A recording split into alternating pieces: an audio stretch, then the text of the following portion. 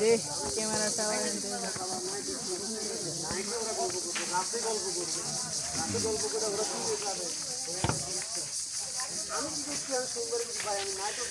এই যে আপনারা দেখতেছেন, হ্যাঁ, এখানে আমি শুটিং করতেছি আজকে মার্শাল ফ্রিজের। হ্যাঁ, গল্পটা খুব চমৎকার।